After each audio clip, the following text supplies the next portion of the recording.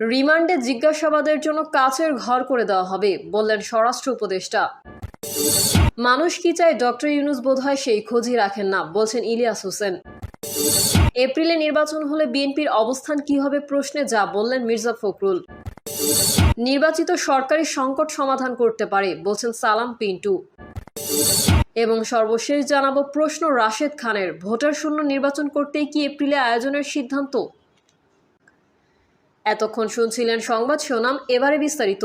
তবে তার আগে অনুরোধ থাকবে আমাদের চ্যানেলটি সাবস্ক্রাইব করে বেল আইকনটি ক্লিক করুন। রিমান্ডে জিজ্ঞাসাবাদের জন্য কাচের ঘর করে দেওয়া হবে, বললেন স্বরাষ্ট্র উপদেষ্টা। স্বরাষ্ট্র উপদেষ্টা লেফটেন্যান্ট কর্নেল জাহাঙ্গীর আলম চৌধুরী বলেছেন, আসামিদের রিমান্ডে নিয়ে জিজ্ঞাসাবাদের জন্য কাচের ঘর করে দেওয়া হবে।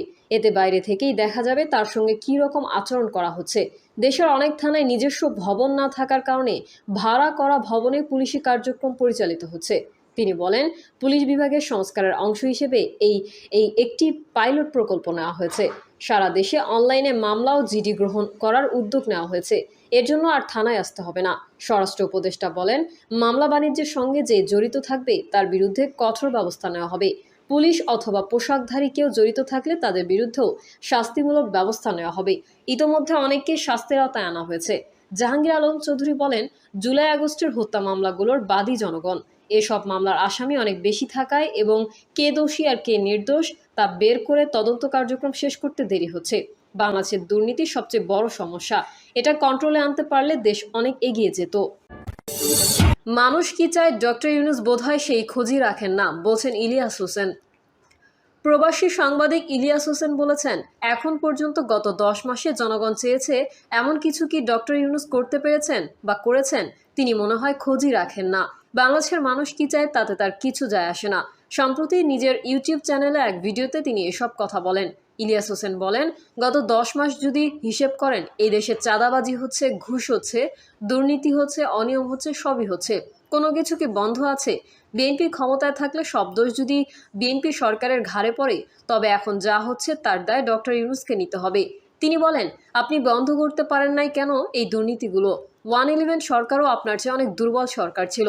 বাংলাদেশের ইতিহাসে এই সরকারের মতো এত শক্তিশালী সরকার কোনোদিন আসে নাই। এত শক্তিশালী হওয়ার পরও আপনি এর বিরুদ্ধে ব্যবস্থা কি নিয়েছেন? পুলিশের নিয়োগ বাণিজ্য থেকে শুরু করে থানায় যে পরিমাণ ঘুষ এখন চলছে, অন্ধকার যুগের অবস্থা, আপনি বন্ধ করতে পারেন নাই, এর দায় কি আপনি নেবেন না? কিছু না বুঝলে আপনার থাকার দরকারটা কি? তিনি আরও বলেন, আপনি হঠাৎ রাগ করে বলেন আমি তো থাকতে পারবো না, আমি থাকবো না। গার্লফ্রেন্ডের সাথে মানবাভিমানের বিষয় না তো এটা দেশ চালানোর ব্যাপার। এতগুলো স্টুডেন্ট মারা গেল, এতগুলো সাধারণ মানুষ মারা গেল। এই ছাত্রদের জীবন নিরাপত্তা ঝুঁকির মধ্যে ফেলে আপনি চলে যাবেন? ইলিয়াস হোসেন আরও বলেন, আপনাকে কঠোর হওয়া উচিত ছিল। এখন ঘাড় সোজা করে দাঁড়াতে চাইলেও সেই সুযোগ আপনার হাতে নেই, কারণ আপনার এই 10 মাসে যে সুযোগ হাতে পেয়েছিলেন সেটা কাজে লাগাতে পারেননি। এপ্রিলে নির্বাচন হলে বিএনপির অবস্থান কি হবে প্রশ্নে যা বললেন মির্জা ফখরুল।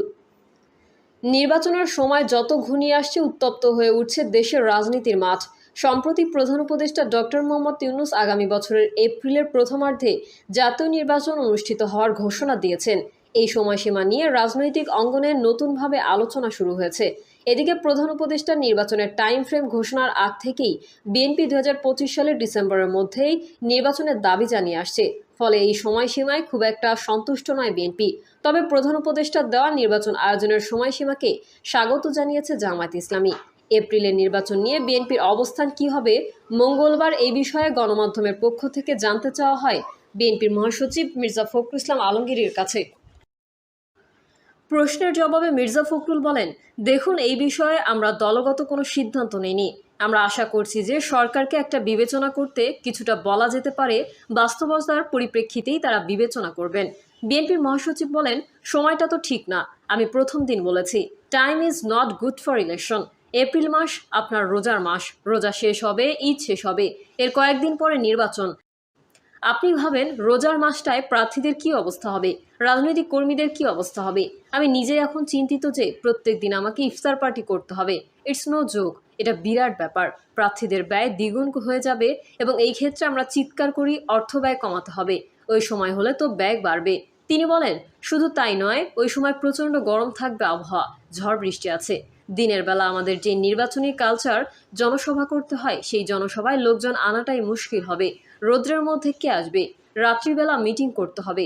বাংলাদেশের বেশিরভাগ সময় ডিসেম্বর, নভেম্বর, জানুয়ারির মধ্যে নির্বাচন হয়েছে। দুবার বোধহয় হয়েছে ভিন্ন সময়ে, 2 ইলেকশনই ঝামেলা ছিল। সাংবাদিকদের সঙ্গে ঈদের শুভেচ্ছা বিনিময় করতে গিয়ে এদিন গুলশানে চেয়ারপারসনের কার্যালয়ে আসেন বিএনপির মহাসচিব। রাজনীতি, নির্বাচন, লন্ডনে প্রধান উপদেষ্টার সঙ্গে তারেক রহমানের বৈঠক, নির্বাচনের শরিকদের সঙ্গে আসন সমঝোতা, অন্তর্বর্তী সরকারের কর্মকাণ্ড, সংস্কার কমিশন সহ নানা বিষয়ে সাংবাদিকদের প্রশ্নের খোলামেলা জবাব দেন মির্জা ফখরুল। নির্বাচিত সরকারি সংকট সমাধান করতে পারে বলছেন সালাম পিন্টু। নির্বাচিত সরকারি সংকট সমাধান করতে পারে দাবি করে বিএনপির ভাইস চেয়ারম্যান ও সাবেক উপমন্ত্রী অ্যাডভোকেট আব্দুস সালাম পিন্টু বলেছেন, দেশে বর্তমানে যে অস্থিরতা বিরাজ করছে তা জনমনে আতঙ্ক সৃষ্টি করেছে। এই অভ্যন্তরীণ সংকটের পাশাপাশি দেশের বিরুদ্ধে আন্তর্জাতিক ও জাতীয় পর্যায়ে নানা ষড়যন্ত্র চলছে। এই সংকট ও ষড়যন্ত্র নিরসনের জন্য একটি দ্রুত ও সুষ্ঠু নির্বাচন প্রয়োজন। কেবলমাত্র একটি নির্বাচিত সরকারই এই সংকট সমাধান করতে পারে। মঙ্গলবার টাঙ্গাইলের ভূঁইয়াপুর উপজেলার ভারই উচ্চ বিদ্যালয় মাঠে এক অনুষ্ঠানে তিনি এসব কথা বলেন। পিন্টু বলেন, ডিসেম্বরের মধ্যেই নির্বাচন হওয়া জরুরি। দেশের তৃণমূল পর্যায়েও যেই অস্থিরতা চলছে তা নিরসনের জন্য একটি শক্তিশালী, জনগণের প্রতিনিধিত্বশীল সরকার অপরিহার্য।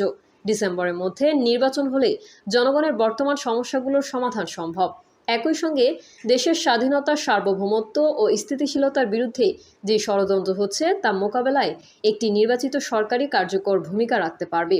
অন্তর্বর্তীকালীন সরকারের প্রতি আহ্বান জানিয়ে তিনি বলেন, যেহেতু সরকার নির্বাচনের জন্য একটি সময় ঘোষণা করেছে, তারা যেন দ্রুত একটি সুস্পষ্ট রোডম্যাপ প্রকাশ করে। সেই রোডম্যাপ অনুযায়ী নির্বাচন কমিশনকে সক্রিয় করে একটি গ্রহণযোগ্য নির্বাচনের আয়োজন করা হোক। প্রশ্ন রাশেদ খানের, ভোটার শূন্য নির্বাচন করতেই কি এপ্রিলে আয়োজনের সিদ্ধান্ত? আগামী বছরের এপ্রিল মাসের প্রথমার্ধে জাতীয় নির্বাচন অনুষ্ঠিত হবে বলে ঘোষণা দিয়ে